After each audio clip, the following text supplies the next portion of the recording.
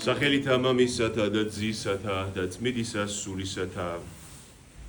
ვინც ღმერთს უყვარს მას წვრთნისო დღეს მოვისმინეთ პავლე მოციქულის წერილიდან მამას ვინც უყვარს წვრთნის კიდეც მას და ასწავლის ზოგჯერ შოლტითაცო ამბობს თქვენ ხორციელი მშობლებისგან ხომ იღებთ წვრთნას მამა რომ წვრთნით ან გასწავლით ამას ხომ ეგუებით როგორ ზეციური მამისგან არ უნდა მიიღოთ წვრთნა ამბობს პავლე და მაგრამ ეს წვრთნა როგორი კაცთმოყვარია და როგორი სიყვარულიც ავსია აი დღევანდელ სახარებაში იყო ეს ნათქვამი რომ ხომ მოისმინეთ გამოვიდა კაცი თავის ვენახში სამუშაოდ აგზავნის ხალხს ხო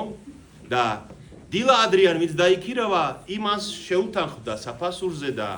ბოლოს 1 საათი ვინც იმუშავა ისიც გააგზავნა თავის ვენახში და პირველს და უკანას ერთნაირად გადაუხადა ისე რომ გაბრაზდნენ ისინი ვინც 8 საათი იმუშავეს როგორ ჩვენ დამათ ერთნაირად გვიხდი საფასურს მაგრამ ასეთი მოწყალია ღმერთი იმას კი არ ითვლის ვინ რამდენი იმუშავა ვინ როგორი სიყვარულით და მზადყოფნით უპასუხა მის დაძახებულს აი ამას უთვლის ღმერთი ადამიანს მათში გესმით ამიტომაც ამობს შენ იქნებ შურს ჩემი საქციელი რომ მე სახიერი ვარ და კეთილი ვარ და ბოლოს და წინას ერთნაირ სიყვარულს ვაძლევ ერთნაირ მადლს ვაძლევ ეს იმას კი არ ნიშნავს რომ ჩვენ გვიან უნდა მოვიდეთ არა პირველივე დაძახილზე რომ გავიდა უფალი და ნახარო 11 საათზე კიდე ვიღაცა დგას უკმად სულ ბოლოს 12-ზე მთავრდებოდა სამუშაო დღე უკვე 11-ზე რომ დადგა და უთხრა რომ წადით ჩემს ვენახში ადგნენ და წავიდნენ იმიტომ რომ როცა სამუშაო დღე მთავრდება 1 საათიღა დარჩენილი რომელი თქვენთაგანი წავა სამუშაოდ რომელი არავინ ხო 1 საათისთვის ვინ წამა სამუშაოდ იმათ მაგიდე თქვენს რომ ოღონდ გვამუშავე ოღონდ შევიყვანე შენს ვენახში და წავალთ 1 საათსაც ვიმუშავებთ ხედავთ როგორი სიყვარული როგორი ნდობა აქვთ ამიტომ დაგიძახებს თუ არა ღმერთი იმ წუთში უნდა უპასუხო ღმერთის დაძახება როდის ჩდება როდის ხდება როგორც კი ღმერთზე პირველ ფიქრს გაივლებს შენს თავში აი მაშინ გეძახის ღმერთი გესმით აი თქვენს ცხოვრებაში პირველად რო გაიფიქრეთ ღმერთზე მაშინ დაგიძახა ღმერთმა წადი ჩემს ვენახში წადი შენც მიდი შენ შედი ეკლესიაში აი ამას ამბობს ეს და 60 კიდევ იყო ებრაელთა მიმართ პავლეს სიტყვები რომ ღმერთმა ორჯერ დაიფიცა ბიბლიაში არის რომ ორჯერ დაიფიცა ღმერთმა და ადამიანებიცო ყველა თავიან დავასო ფიცით ამტკიცებენო ხო როცა სარწმუნოა რამე ყველა დავას ფიცით ხსნიან ადამიანები ხო დაიფიცებს რომ მართალი ვარ ამაში და მე ამას შევასრულე და ორჯერ დაიფიცაო ღმერთმა ისეთ რამეზეო რომელშიც შეუძლებელია რომ ღმერთს ეცრუაო ხო ხო საინტერესოა აი ადამიანების წინაშე დაიფიცა რაღაც ღმერთმა და ის არ დაირღვევა ის ფიცი შესრულდება ხომ გაინტერესებთ რა დაიფიცა ღმერთმა აი რა არის ის რაც ღმერთმა ჩვენს წინაშე დაიფიცა რომელიც არ დაირღვევა და ეს არის ქრისტეს მოსვლამდე 22 საუკუნით ადრე 2200 წელი ქრისტეს მოსვლამდე როცა აბრაამი მამამთავარი აბრაამი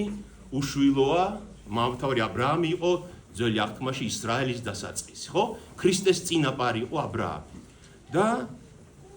აბრაამ 99 წლისაა შვილი არ ჰყავს და იცის რომ ღმერთმა მას აღუთქვა რომ შენგან მოვა მაცხოვარი ქრისტე შენგან მოვა შენი შთამომავლობიდან მაგრამ კაცი 99 წლისაა და შვილი არ ჰყავს ჯერ და ფიქრობს როგორ უნდა მოხდეს ეს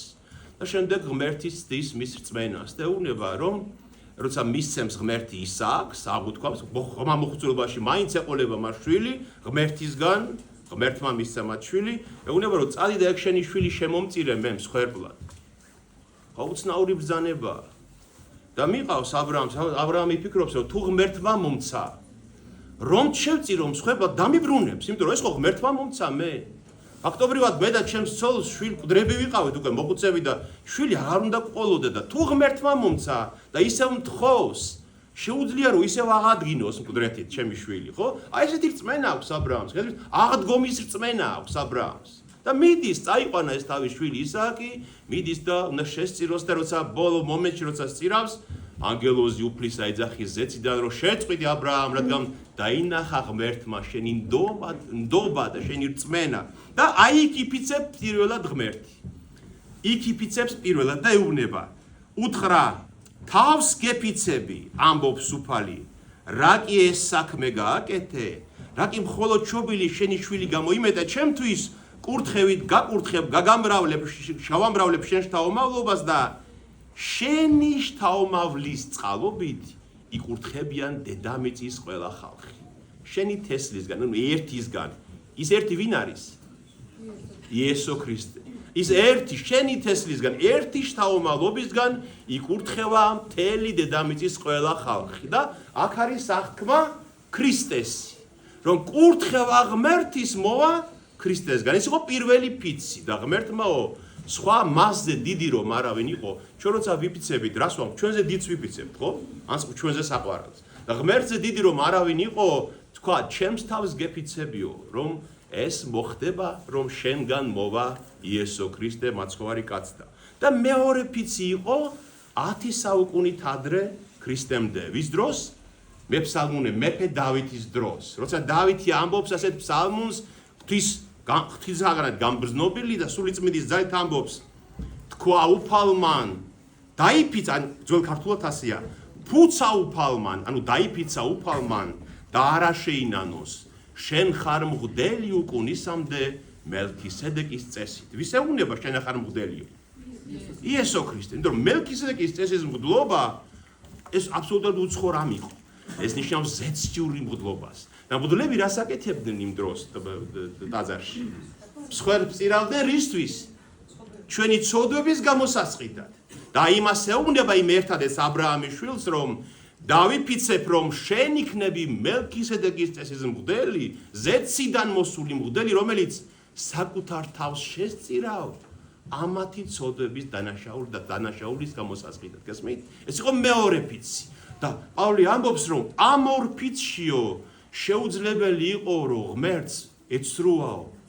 და კიდევაც ნახეთ რომ მას ასე მოხდაო ჩვენს დროშიო რომ იშვა ა ブラ ამის შთაომავლებიდან ქრისტე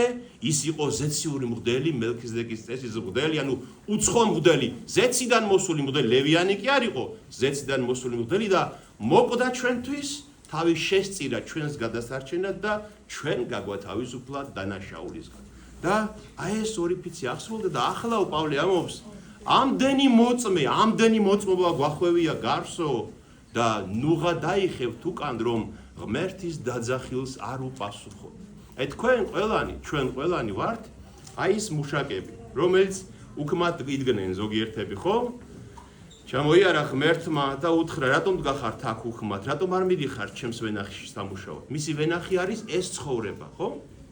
და ვენახმა უნდა მოიტანოს ნაყოფი აი როცა დაგიძახებთ ღმერთი იმ წუთში უპასუხეთ და თქვენ იგივე საზღაურს მიიღებთ რაც წმინდანებმა მიიღეს საზღაური ხო ახო ამაზე ეს იგავი ამიტომაც